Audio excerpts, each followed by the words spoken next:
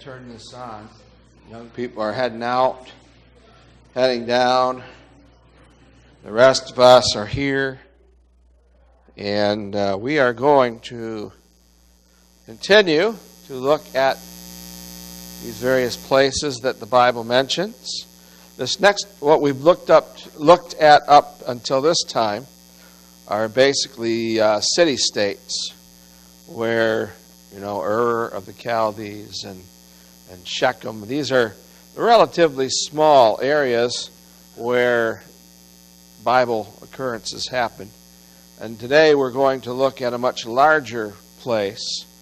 And it's difficult to know exactly what to do with this, but the place is Egypt. And we're going to look at some major biblical events involving Egypt. Of course, Egypt is a much larger land area with cities contained in it. And as I thought about what am I going to show about Egypt, we've probably all seen about as many pictures of the pyramids as we need to see already. So we're going to look at that. We'll probably see a few of those. But what I decided to do was we're going to look at the Bible accounts here, and then as we go along, we'll see the major happenings in the Bible. There are, I just included the major biblical events.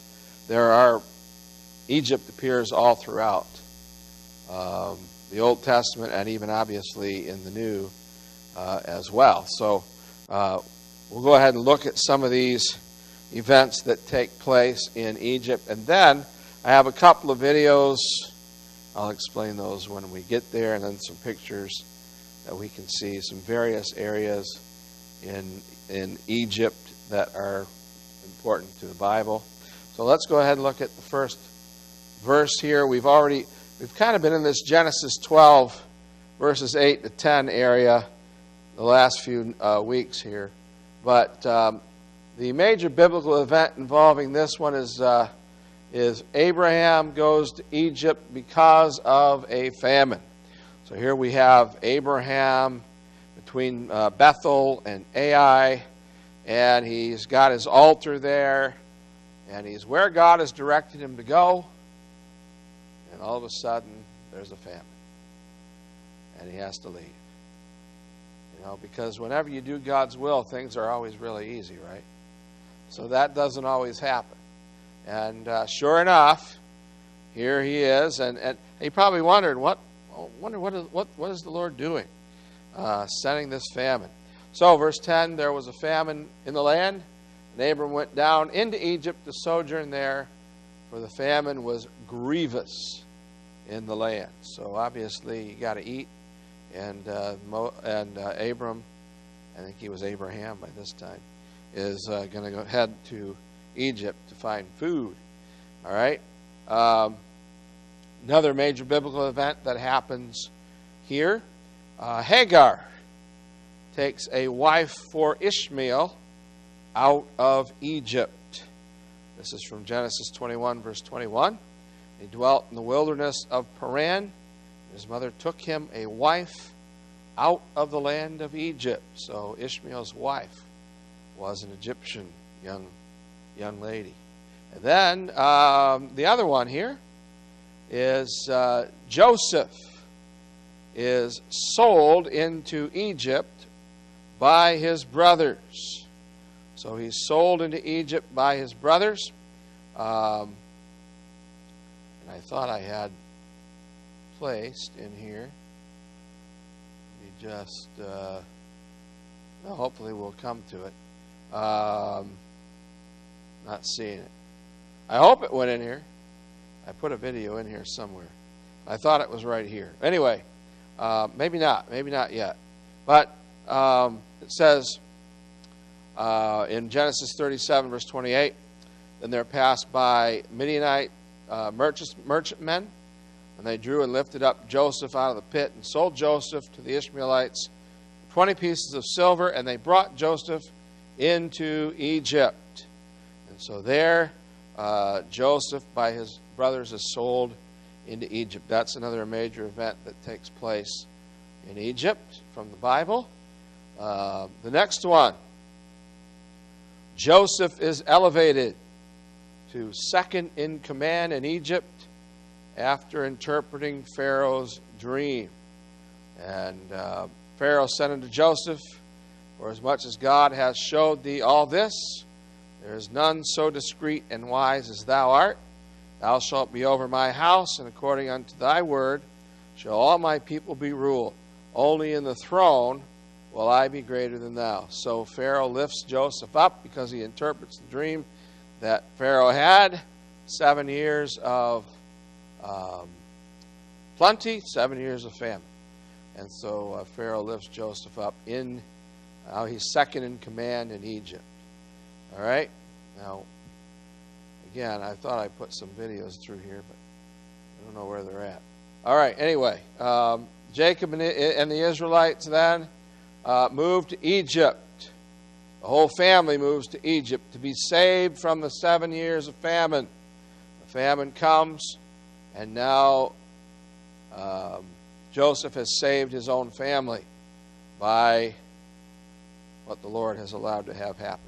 Exodus chapter 1, verse 1 says, Now these are the names of the children of Israel which came into Egypt, and every man in his household came with Jacob. So they all came. All right? Let's see what we got here. And again, I'm not seeing this. It's got to be here somewhere. I thought I put one in before this. So I might have to go dig for this when we're done here. See if I can find it. Says in Exodus chapter 1, verse 8, Now there arose up a new king over Egypt, which knew not Joseph. So this Pharaoh who knew not Joseph arose and subjugated the Israelites as slaves in Egypt. There is some evidence that there was a people known as the Hyksos people that actually, before the Israelites in Egypt's history, they had taken over Egypt. They had become so numerous that they overran Egypt and took it over for a while until they were defeated, and then they had to leave. And so there is some very strong evidence that the Egyptians would have been very nervous about another group of people that came into their land and were beginning to grow and grow and grow. And they thought to themselves, we're not going to allow this to happen again. So that's why they started wanting to kill the firstborn or the males and all that. And so that does seem to be in their history. Now, we may just have to look at these scripture verses, and then I may have to go back and get these videos. I don't know what happened to them. Anyway, maybe I didn't say this after I put them in there. I don't know. Major biblical events involving Egypt. Israel was used to build the Egyptian cities of Ramses and Pithom. And there are evidences that we can see of this. So Israel, but when they were enslaved, were actually, it says here, they were used to build these two cities. In Exodus chapter 1, verse 11, Therefore they did set over them taskmasters to afflict them with their burdens. They built for Pharaoh treasure cities, Pithom and Ramesses. And then another one, the biblical plagues of Egypt, obviously, and the Exodus of Israel. Yeah, this is weird. I don't know where my things are. Genesis 6:27. These are they which spake to Pharaoh, king of Egypt, to bring out the children of Israel from Egypt. These are that, Moses and Aaron. So obviously the Exodus and all of that. And I had some maps put in here and everything else, and I'm not seeing any of it. It's really strange. Very strange. All right. 1 Kings chapter. I can get into all that stuff, and I can look at it, even though it's not on. What's that? Underlined part what? Oh, well, yeah, it's not there. It's very strange because I put all this stuff in there, and it didn't stay, or something happened. Anyway, I'll have to look at this and see what's going on. But I'll get to it. We'll figure it out. First Kings. We'll just go through the scripture first, and then we'll go back to the pictures. All right. Jeroboam took refuge in Egypt. So, if you remember Rehoboam, Jeroboam was a rebel during the time of Solomon, and instead of obviously stay and be killed by Solomon, he fled into Egypt. It says, Solomon thought therefore to kill Jeroboam. Jeroboam arose and fled into Egypt unto Shishak, king of Egypt, and was in Egypt until the death of Solomon, till Rehoboam came, and then he came back and headed up the Israelite contingency, and they rebelled against Judah, and Rehoboam was foolish in what he did. All right, so we'll look now at the Israelite king is taken captive by the Egyptians. In 2 Kings 23:34, Pharaoh Necho made Eliakim, the son of Josiah, king in the room of Josiah his father, and turned his name to Jehoiakim, and took Jehoahaz away, and he came to Egypt and died there. So this happened later on. Egypt came before the Assyrians came. The Egyptians came and took this king of Israel and took him captive. And then later on, the Assyrians would come and actually finish the job. So there are some other prophecies and things in the Old Testament that deal with this whole thing. And so then we have Hosea chapter 11, verse 1. When Israel was a child, then I loved him and called my son out of Egypt. Christ himself, as a babe, went down into and came out of Egypt.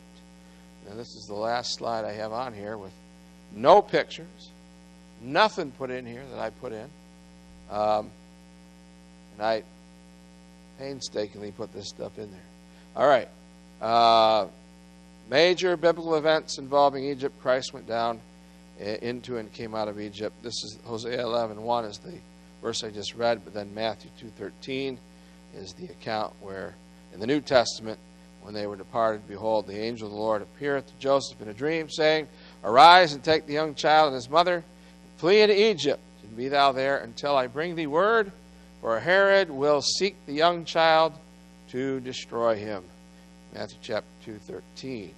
All right, now let's get to the bottom of this. Figure out what happened and why.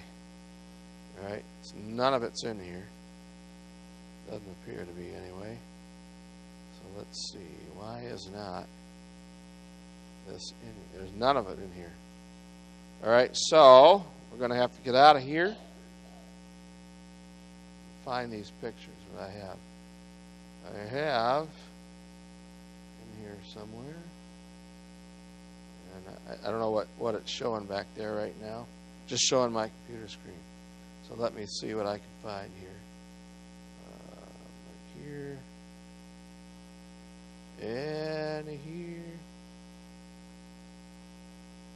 All right, now let's see what we got here. Oops. Somewhere in here is a. Well, that really messed this up. I did not do that. All right, let's see what we got here. This is the first video I wanted to show. See if it'll actually come up and show it from here. Hi everyone, it's Katrina. From lost statues of kings found in pits to mysterious hidden chambers, here are 9 amazing... Let me stop that just for a minute and explain what this is. This is a video I wanted to show, basically just show some of the recent finds that they found in Egypt. Not all of it related to Bible things, but there are it shows other places and things as they go along. So I wanted to show that first. And then there's another one that has to do with David, or not David, with Joseph, that I wanted to show after this. So let's see. Hi everyone, it's Katrina. From lost statues of kings found in pits to mysterious hidden chambers, here are 9 amazing recent discoveries from ancient Egypt.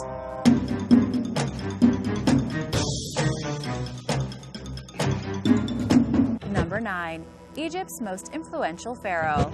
Last year, in 2017, National Geographic reported that archaeologists from Egypt and Germany had discovered a huge 8-meter statue submerged in groundwater in Cairo. The statue at first was believed to depict Pharaoh Ramses II, who ruled Egypt over 3,000 years ago and was one of the country's most powerful leaders. It is being praised as one of the most important historical findings in Egypt to date because it depicts one of the most famous rulers in history, and the archaeologists believed that it was similar to other statues of Ramses. The discovery was made near the ruins of Ramses II's temple in the ancient city of Heliopolis in the eastern part of modern-day Cairo. The problem is that industrial waste, rubble, and sewage is making excavation of the site difficult. Pharaoh Ramses II ruled Egypt from 1279 to 1213 BC, making his 60-year-long rule one of the longest in ancient Egypt. His military exploits expanded Egypt's reach as far east as modern Syria and as far south as modern Sudan. As Egypt saw a flood of prosperity during his ruling, he was given the title Ramses the Great. At the same time, architects also found the upper part of a life-sized limestone statue of Pharaoh Seti II, Ramses II's grandson. Ancient Egyptians believed Heliopolis was the place where the sun god lives, and all statues were built here. Now, visitors can see the statue of Pharaoh Ramses II in the Grand Egyptian Museum, which opened in 2018. But here's the catch. As scientists have studied the statue more, Egyptian antiquities officials now believe it is of King Psammetichs I, who ruled Egypt from 664 to 610 BC. This would place it in the late period. But don't be too disappointed, because that means it is the largest statue from the late period to ever be discovered. Number 8. Elite Tombs in Luxor.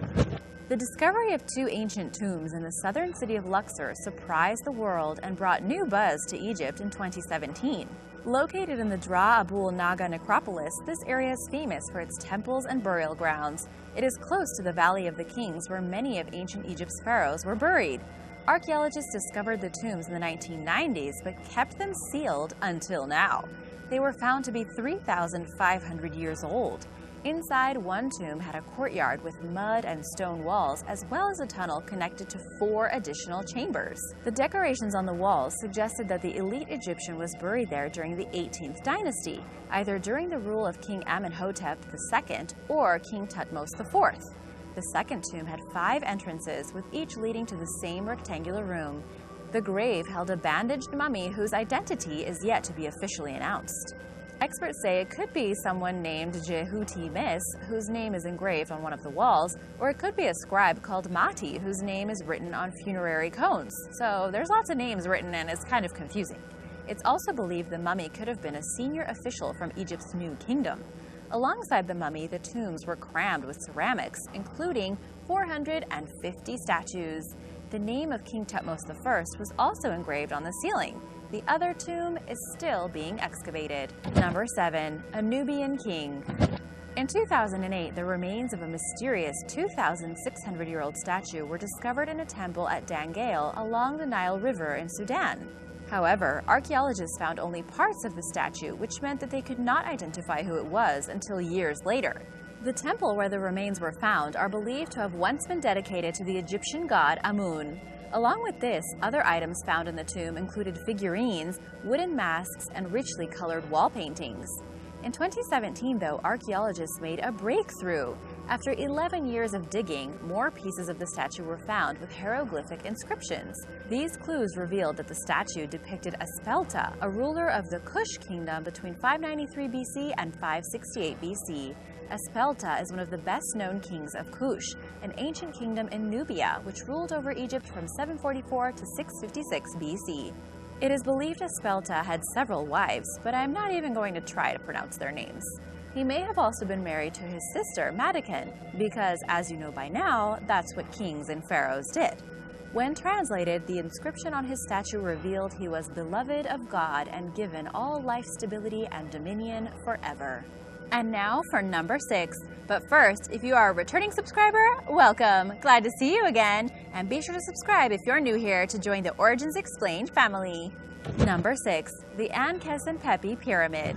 Archaeologists have discovered the first evidence of a long-lost satellite pyramid for the ancient Egyptian queen Ankhesenpepi II. She was considered the most important Egyptian queen of the 6th dynasty around 2350 BC. She and her sister Ankhesenpepi I were both married to Pharaoh Pepi I. While the names might seem like a huge coincidence, it is most likely that they both took on the same name when they got married. Ankhesenpepi II's son, Pepi II, became ruler at 6 years old. She became the guardian of the throne. According to an ancient historian, Pepi II ruled for 94 years. The upper tier of the ancient granite pyramidion was discovered in 2017 by Swiss-French archaeologists from the University of Geneva, who were excavating near the Saqqara necropolis, a vast ancient burial ground about 20 miles south of Cairo. The queen's burial chamber was uncovered in 1963, followed by her pyramid in 1998. However, archaeologists were still searching for evidence of the smaller satellite pyramids normally built nearby. It is believed it was once covered in gold or copper, a technique used to allow the top of the structure to glint in the sun. The same team discovered a gigantic obelisk with her name on it, and get this, a 4,000-year-old statue of her head made of wood.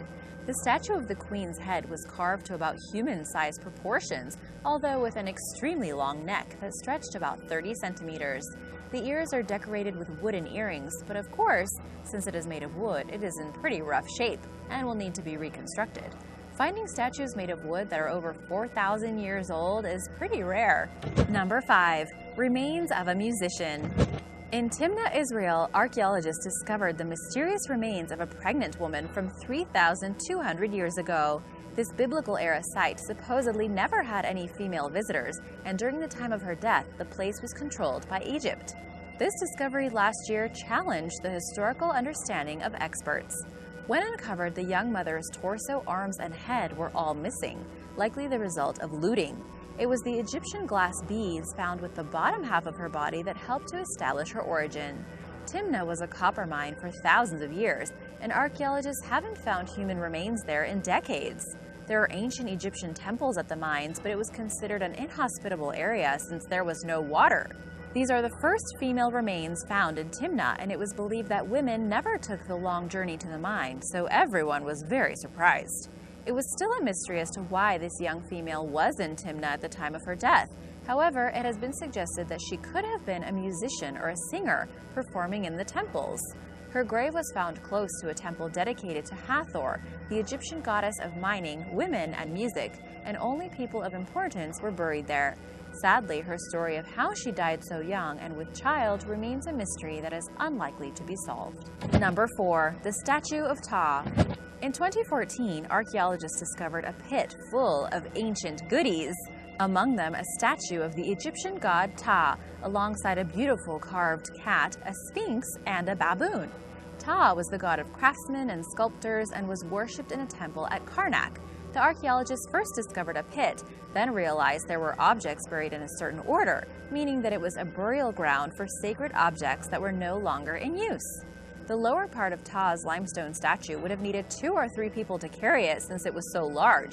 This statue was buried with other revered statues once they had been too damaged by use and food and other offerings that were placed on them in the temple. At the end of their respected lifetime, these objects would be given a respectful burial too once they were no longer used by the ancient Egyptians. Dozens of smaller statues of other Egyptian gods were also found amongst the items, including Mut and Osiris. Osiris was the god of rebirth, while Mut was the goddess of the sky, the divine mother goddess, and queen of the goddesses. The statue of Ptah had likely sat in the temple for years, but once it was damaged, it was placed with all of these companions to prepare the pit for the Ptah statue's rebirth. Number 3. Tutankhamun's camping bed. When famous archaeologist Howard Carter discovered King Tut's tomb in 1922, he also discovered some furniture in his treasury. While this might not sound that exciting compared to everything that was found, it definitely deserves its own mention. He found 5 beds, but one was very unique and had never been seen before. It was comfortable and elegant with sophisticated technology. It was a fold-up cot.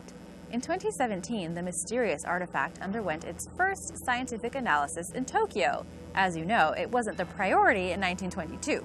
The king's camping bed folded in 3 ways, contracting into a tight Z shape, making this piece of furniture the first folding mechanism of its kind. No other pharaoh has been found to have this kind of bed. One of the researchers, Naoko Nishimoto from the university in Tokyo, described the bed as an ingenious feat, with hinges over the legs, and they could see the trial and error process King Tut's designers had gone through. Pretty amazing for being over 3,000 years old. Researchers believe that Tutankhamun's frail body usually prevented him from going on extremely long journeys or hunts, but that he must have loved doing it so much that someone made this special camping bed just for him so he could still travel and stay outside. Number 2. A hidden chamber. After years of analysis and exploration, researchers believed they had uncovered every secret hidden inside the Pyramid of Giza. However, in 2017, a new chamber was revealed. This 4,500-year-old monument and wonder of the world has much more to share. Researchers used muon detectors, the byproduct of cosmic rays, to reveal the unidentified chamber. Previously, findings showed that there were 3 major areas within the pyramid. These are the King's Chamber, the Queen's Chamber, and the Grand Gallery. Yet this new breakthrough chamber was discovered after scanning through the rocks with subatomic particles.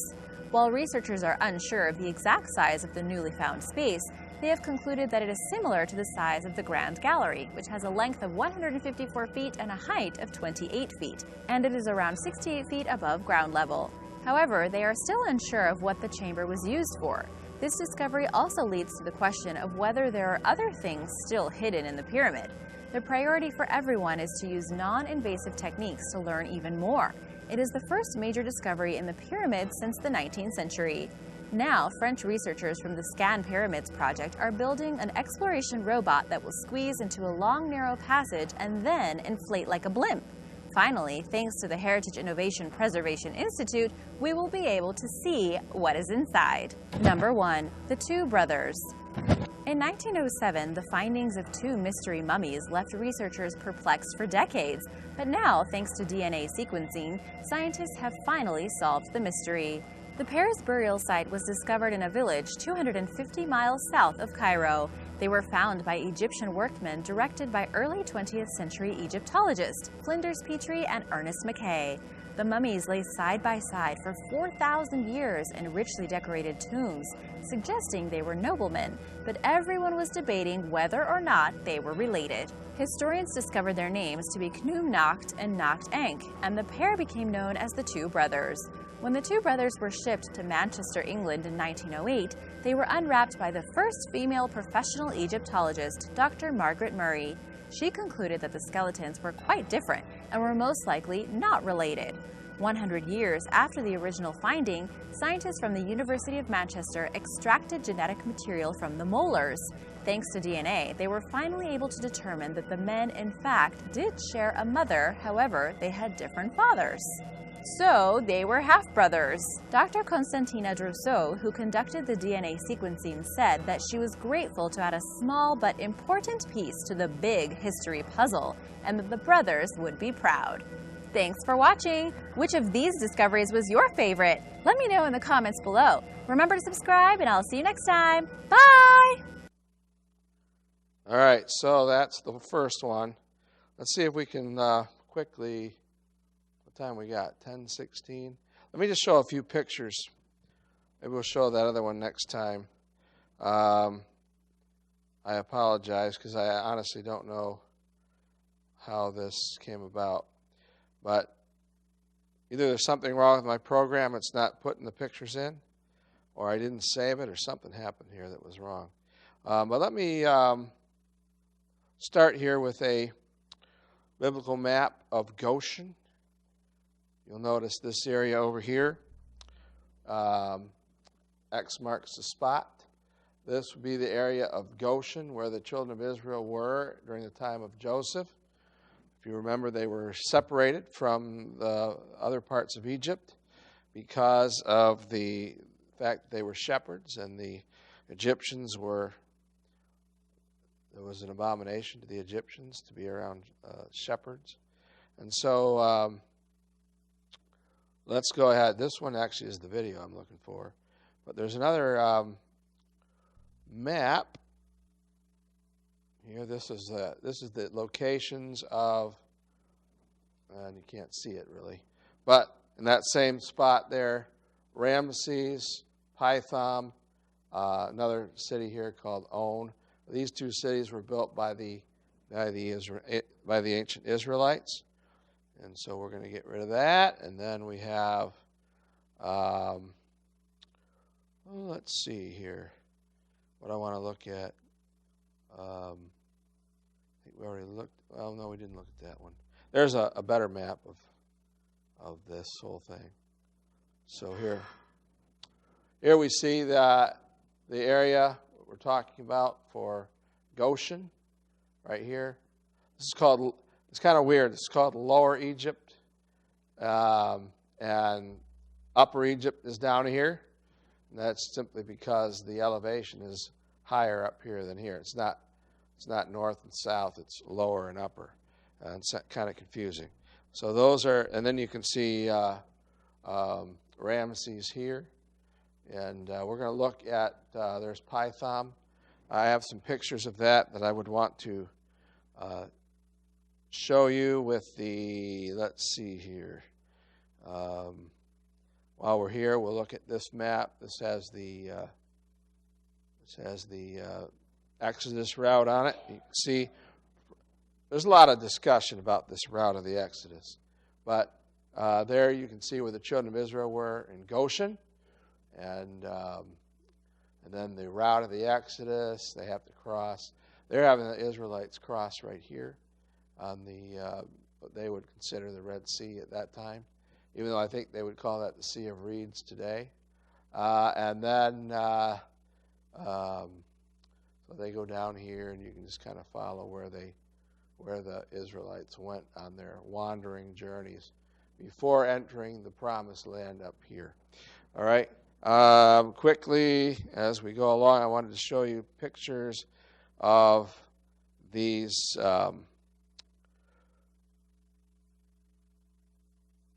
this is the what's left in Pithom that they found.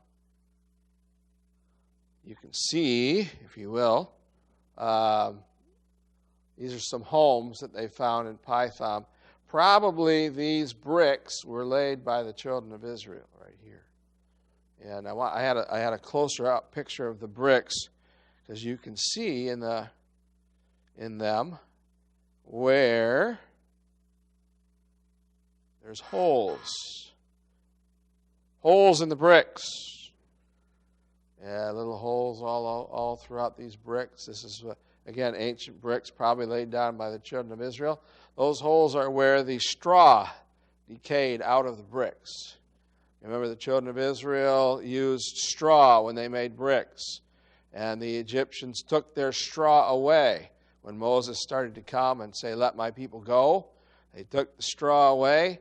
And in Egypt, they made bricks with straw. In Israel, they didn't. But the Egyptians had a different method of making bricks. This is how they wanted them made. And you can see there that the straw rotted away, but the rest of the bricks stayed there. So they had to make bricks with straw. I do have one more picture, and then we'll be done. I won't show this next video, but hopefully, here's another picture of these bricks and the house. You can see all the holes in the bricks here too, and some houses that were left over by that. So I apologize for the mix-up here. I don't know what went wrong, but we'll try to figure this out, see if we can do better in the future. It's what happens when